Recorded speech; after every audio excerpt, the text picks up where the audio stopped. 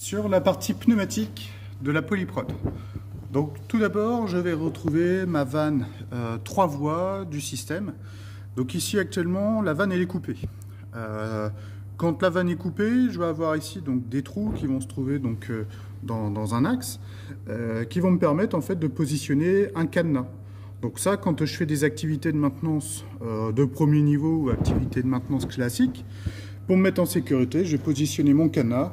Comme ça, il y aura impossibilité de mettre sous pression la machine. La vanne 3 voies, quand je l'active, on voit directement au manomètre que la pression est venue se positionner sur 5 bars et demi à peu près. La vanne 3 voies, son but aussi, c'est quand elle va se trouver coupée, toute l'air qui a été dans les canalisations de la machine va se trouver évacuée par le silencieux que je vais retrouver ici. Donc ici, le silencieux, ça peut être de cette forme-là. Donc c'est comme une petite brosse métallique, donc ça va faire en sorte en fait de limiter le bruit à l'échappement. Donc un silencieux, ça peut ressembler à ça. Ici, j'ai un autre modèle de silencieux. Donc là, c'est comme une petite cartouche poreuse en laiton.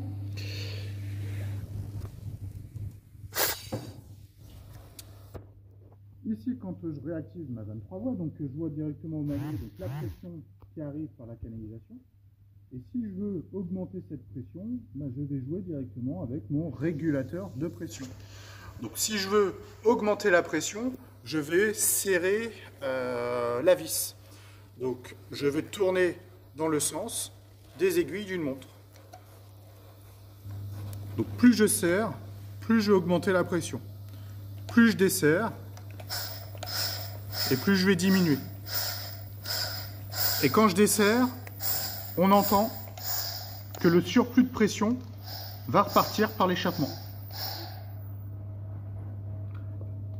Ensuite, derrière le manomètre, on va avoir toute la partie filtrage. Donc l'air qui arrive ici, donc elle vient directement donc, du compresseur, mais cet air, peut-être qu'elle est polluée. Donc pour éviter d'aller endommager donc, le reste du matériel dans l'installation, on va tout d'abord la filtrer. Donc pour avoir accès au filtre, première chose, c'est couper la pression du système. Ici, je vais avoir donc un cache réservoir. Donc généralement tout est indiqué pour le démonter. Donc je descends et je tourne vers la gauche. Ici, je vais avoir donc mon réservoir à l'intérieur. Donc si jamais il était sale, si jamais il était endommagé, pour le démonter, je tourne vers la gauche et je descends. Donc à l'intérieur, donc là, moi ce que je vois, c'est qu'il est propre. Donc il n'y a pas d'impureté à l'intérieur. Voilà, il n'y a pas de saleté. Et ici, je vais retrouver le filtre. Donc là, la partie blanche crème, là, c'est mon filtre. Donc ça, soit je peux le changer directement, soit je peux le nettoyer, donc avec de l'eau savonneuse.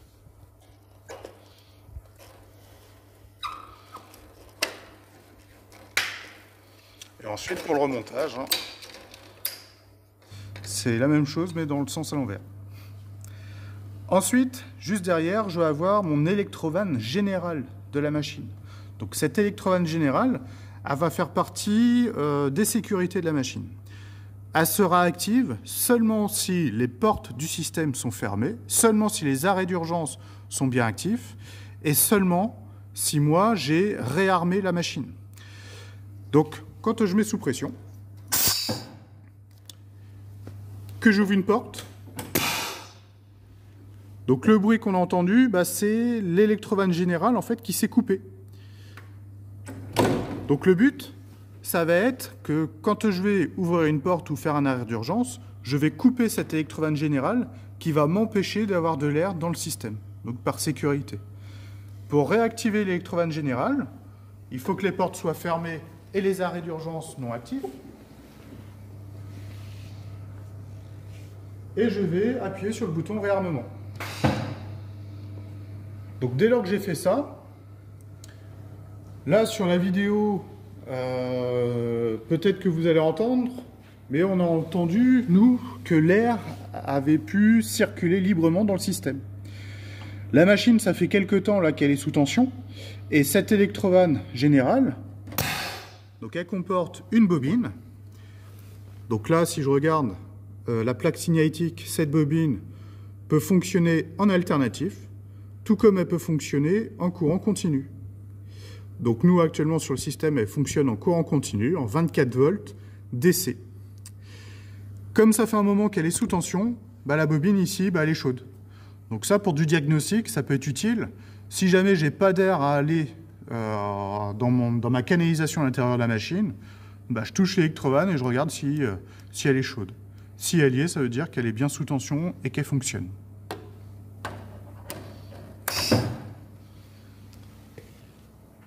Donc tout ça, c'est ce qu'on appelle l'unité FRL.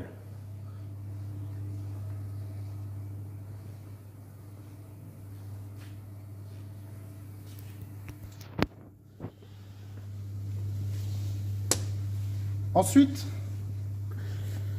de cette unité, je vais arriver sur la partie distribution. Donc ici, je vais avoir tous mes préactionneurs du système. Donc les préactionneurs en pneumatique, c'est ce qu'on appelle les distributeurs. Donc chaque distributeur, ici, va permettre d'actionner un vérin dans la machine. Sur chaque distributeur, ici, je vais retrouver donc une petite vis. Donc ce n'est pas une vis de réglage, mais c'est ce qu'on appelle une vis de forçage. Donc ce type de vis, j'ai une position 0 ou j'ai une position 1, ça va permettre d'envoyer directement l'air à l'actionneur. Donc ça, c'est ce qu'on appelle un forçage. Donc au lieu d'attendre que la machine ordonne au vérin de s'activer, c'est le distributeur ici, en le forçant, qu'on va pouvoir l'activer. Donc mes distributeurs ici, ils sont commandés électriquement. Donc là, j'ai un câble noir qui arrive ici, qui arrive sur un porte-distributeur. Donc ça, c'est tout un rack sur lesquels mes distributeurs vont être connectés les uns avec les autres presque.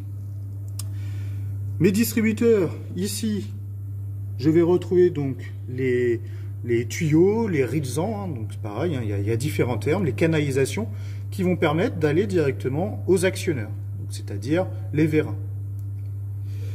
Les distributeurs sur la machine, donc ils vont être commandés électriquement, et sur la polyprod, un distributeur va être piloté par l'automate. C'est l'automate qui va décider, tiens, on va piloter le distributeur 7D.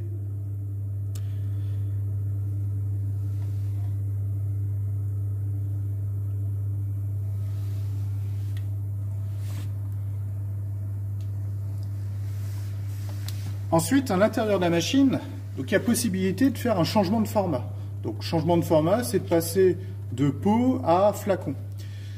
Pour ça, on va avoir donc dans la machine des vérins qui vont serrer des couvercles ou serrer des bouchons. Sauf qu'entre un couvercle et un bouchon, on n'aura pas forcément la même pression voulue.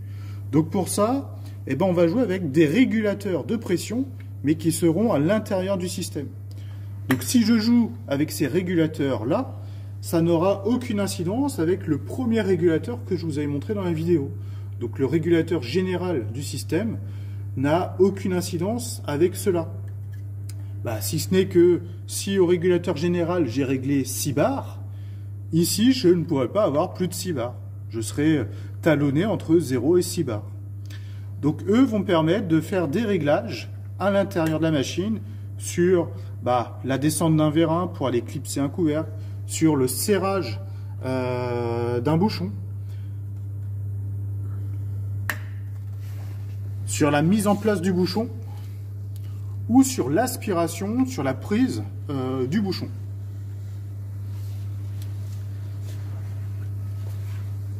Toujours pour rester sur la partie pneumatique, donc là c'est un élément qui est caché à travers une boîte. Mais là, je vais retrouver donc sur la partie électrique un bornier à étage. Donc ça, j'en avais parlé dans la vidéo sur l'armoire électrique de la Polyprod. Mais juste à côté, ce qui est intéressant, c'est ce modèle-là. Ici, j'ai un tuyau d'air qui arrive ici. Et en dessous, je vais avoir 2 fils électriques. Ce modèle-là, c'est ce qu'on appelle un pressostat. Donc le pressostat, sur une machine, c'est le capteur de pression. Si le pressostat ne détecte pas d'air qui arrive par ce tuyau-là, le contact ne va pas s'enclencher et le contact ne va pas aller informer l'automate pour lui dire qu'il y a bien la présence d'air.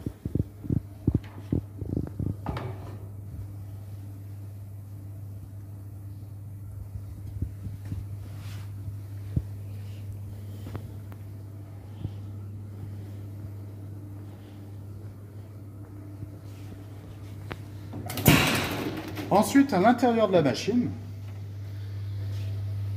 sur toute la partie convoyeur, je vais retrouver des vérins double effet.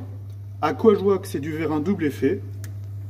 Tout simplement sur la partie câblage. Ici, je vois qu'il y a 2 canalisations. Une canalisation ici en rouge et en bleu. Donc, tantôt, je vais envoyer de l'air ici, qui va me permettre de rentrer le vérin. Tantôt, je vais envoyer de l'air ici, qui va me permettre de sortir le vérin. Donc sur un double effet, soit j'envoie de l'air et ici j'en vois plus, soit j'envoie de l'air ici et ici j'en envoie plus. Par contre, à un moment donné, ici, si je regarde mon vérin, la tige est sortie. Donc le piston doit se trouver voilà, à ce niveau-là. Le problème, c'est que toute cette partie-là, elle est remplie d'air. Donc il va falloir que cet air-là se trouve évacué. Donc quand j'envoie de l'air ici, l'air doit se trouver évacué par ce tuyau-là. Et pareil dans l'autre sens. Sauf que là, il y a une particularité. Quand je vais envoyer de l'air ici, donc je vais pousser le piston de faire en sorte que le vérin puisse sortir. Sauf que l'air qui se trouve maintenant emmagasiné ici va devoir se trouver évacué. Sauf que là, sur mon tuyau d'évacuation, j'ai un autre composant. Donc ici, sur la vidéo, on peut voir donc un certain symbole. Donc ça, c'est ce qu'on appelle un réducteur de débit unidirectionnel. Donc pareil, il a différents termes. On utilise le terme de RDU pour réducteur de débit unidirectionnel, de limiteur de débit, ou dans le jargon de la maintenance, on appelle ça aussi un étrangleur. Donc en fait, plus je vais serrer la vis, plus je vais serrer quelque part le tuyau, et plus l'échappement sera difficile. Donc quand je vais serrer mon étrangleur, le vérin aura du mal à sortir. Soit aura du mal à sortir, soit ne sortira pas du tout si je le serre de trop. Donc le but d'un limiteur de débit, ça va être de limiter en fait la vitesse de sortie ou de rentrée de la tige.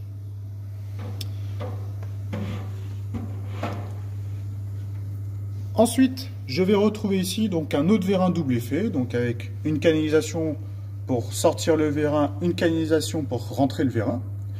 Ici, mécaniquement, le vérin donc, est raccordé à un axe qui va permettre en fait la montée ou la descente du poste de vissage.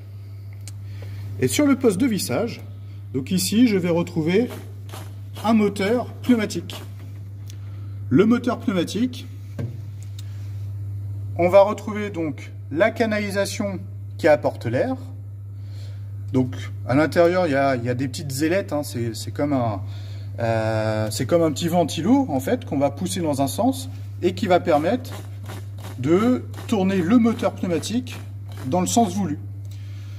Sauf que l'air qui arrive, va bien falloir qu'elle se trouve évacuée. Donc on va retrouver ici de nouveau un échappement, donc avec montée sur un silencieux. Donc quand je le tourne et le bruit qu'on entend,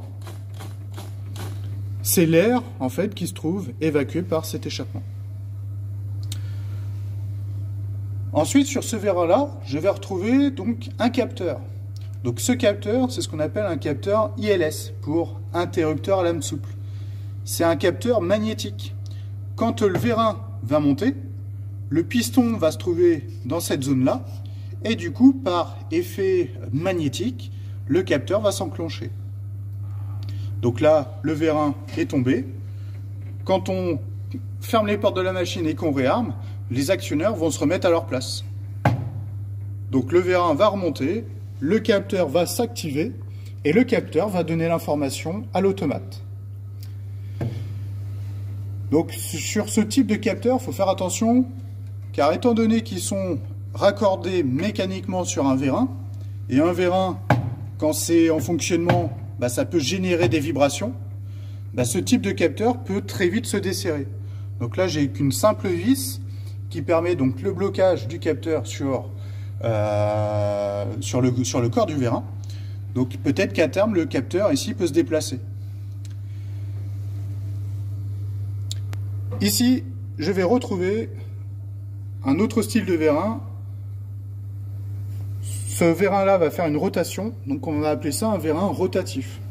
Donc ne pas confondre le vérin rotatif avec le moteur pneumatique. Donc le vérin rotatif, lui, va être limité à un angle. Donc là, actuellement, le vérin va faire entre 0 et 180 degrés. Que le moteur pneumatique, lui, va faire un 360 à l'infini. Sur le vérin rotatif, je vais retrouver donc sur un axe un autre vérin double effet qui va permettre ici dans la machine, ça va être de prendre les bouchons et les déposer sur les pots.